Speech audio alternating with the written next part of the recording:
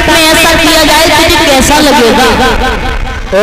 ज्यादा बात नहीं, क्या पत्ती न गाने दे पगला, पिता से कैसे बात की जाती है, तुझे शर्म नहीं आ रही है? अभी अभी तो तुम्हारा मैं सम्मान कर रहा हूँ। अच्छा, हाँ सम्मान कर रहा है। हाँ ऐसा करो, अब तुम जा राज्य रहे ना। अच्छा, हाँ जो सिर पे सेहरा है जो तारे की हमारी याद रखो।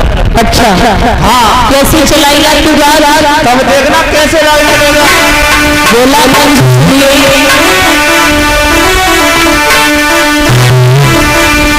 जब कोई किसी की ना माने तो हाल मान जाए।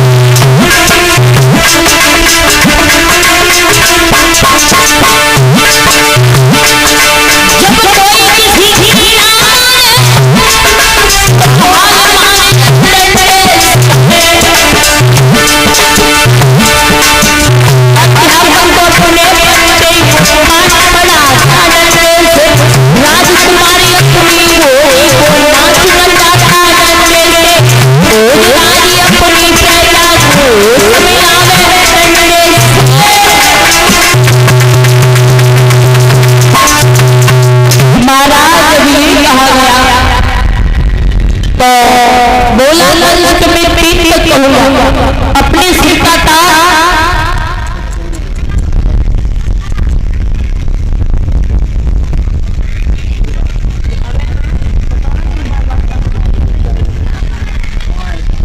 महाराज एक दो तीन रह नहीं पाई तब राजा ने अपने सिर का ताज लिया, जमीन पर रख दिया।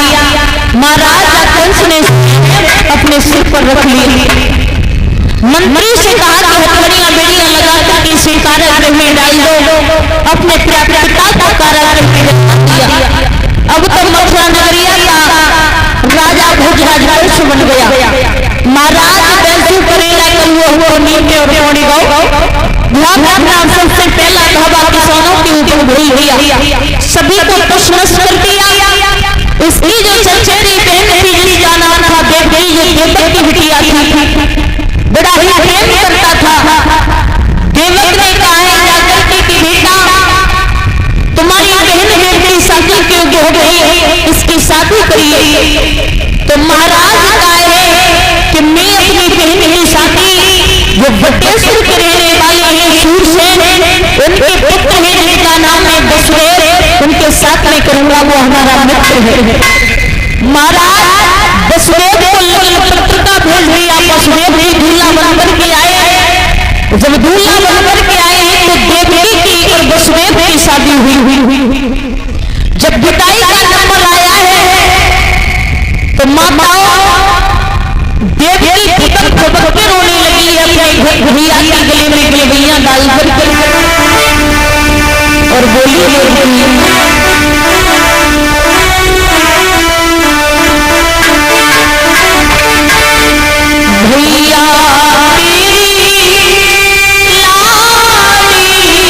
तेरी लाली बहना आज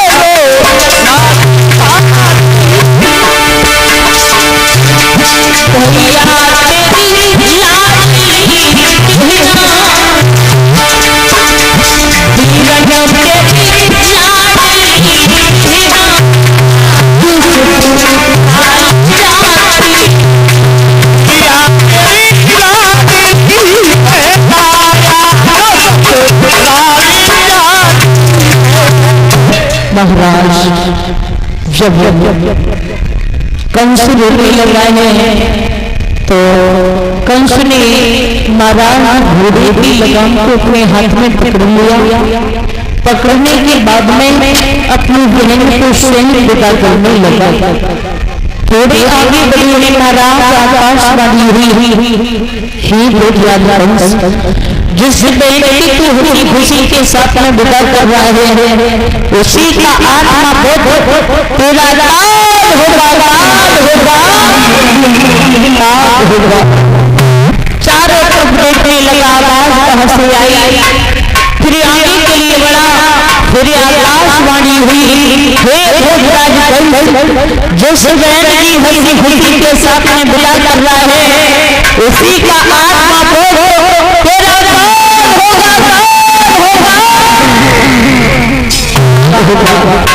फिर आकाशवाणी हुई, हे भोजराज कंस, जिस बहन को विदा करने के लिए जा रहा है उसी का आत्मा बोध तेरा काल होगा। महाराज अभी रो रहा था, बेटी के केसों को पकड़ा और रथ से नीचे गिरा लिया। रथ से नीचे गिराने के बाद में तलवार को खींच करके मारना चाहता है। बेटी रोक करके बोली, भैया क्या जुल्म कर रहे हो? अरे भैया मुझको मत मारे। महाराज जब रोने लगी है तो कहा कि मैं बांस को ही रखूंगा तो बांसुरी बजेगी कहाँ पे, हम तुझे जीत में नहीं छोड़ेंगे। महाराज जब ये कहा है कि जीत भी नहीं छोड़ेंगे तो उसी समय तलवार को खींच करके मारना चाहता है, लेकिन वो स्वयं ने कलाई को पकड़ लिया। खैर जाइए राजा, एक क्षत्रिय होकर के वीर होकर के नारी पर हाथ उठाती हो, तुम्हें शर्म नहीं आ रही है? मैं गंगा मैया की कसम खा करके कहता हूँ कि जो भी देवती के संतान होगी वो नारा समेत तुम्हें देता रहूंगा, लेकिन इसे छोड़ दो।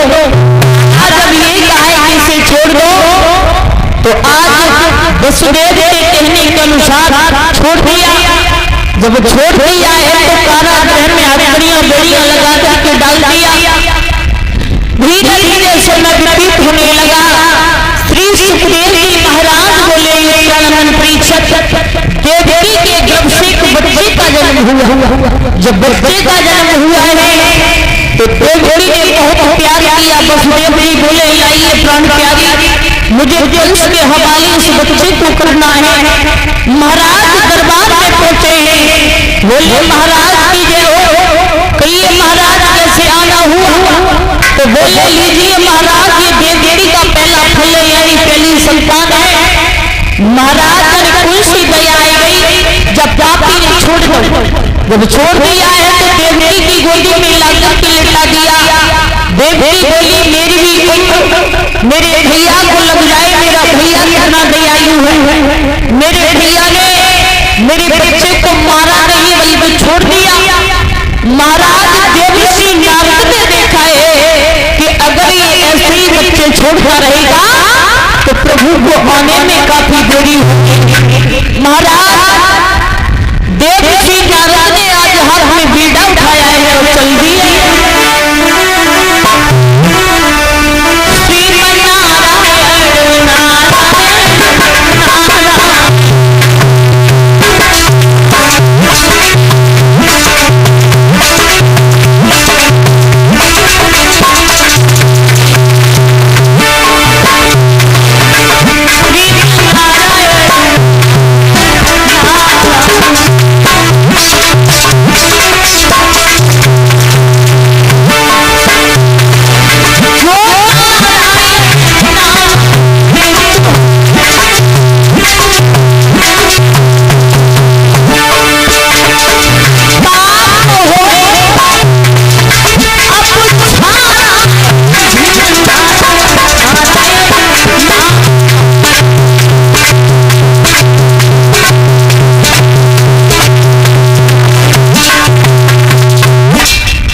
भोजराज कंस की सभा में पहुंचे तो भोजराज कंस ने जैसे ही देवऋषि नारद को देखा, जब देवऋषि नारद को देखा भोजराज कंस ने तो आज नारद को जो समय देखा है तो भोजराज कैसे बोला है। महाराज नमो नमो निरंजनम नमस्कार गुरुदेवता वंदनम सर्व साधवा प्राणायाम पारगता गुरुदेव के चरणों में प्रणाम स्वीकार हो। खुश रहिए खुश रहिए। कैसो आयो जाए कैसो मन करता हो तुमने पहले खूब आवाचार रहता है। आप बहुत बेकार हो इसलिए अपने बंद करके आया ना जाना। कैसे हम बताओ। हाँ सुनाओ बोलो। लेकिन हम जब भी आते थे हाँ एक फूल की तरह चेहरा खिला हुआ नजर आता था। हाँ क्या बात है, गाल भी बिछल गए, नाक भी लंबी लगने लगी, कोई दुख है। महाराज बोलिए। जैसे यार रोग की दवाई करवाते हैं तैसे ही बढ़ जाती है।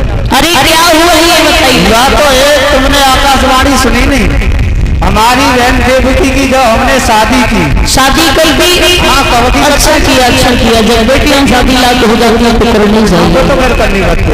फिर क्या हुआ। सो महाराज आकाशवाणी हुई। तो जो भी हमारी बहन के 8वां पुत्र होगा वो हमारा काल होगा। काल होगा। हाँ तो फिर क्या किया तुमने बेटी का।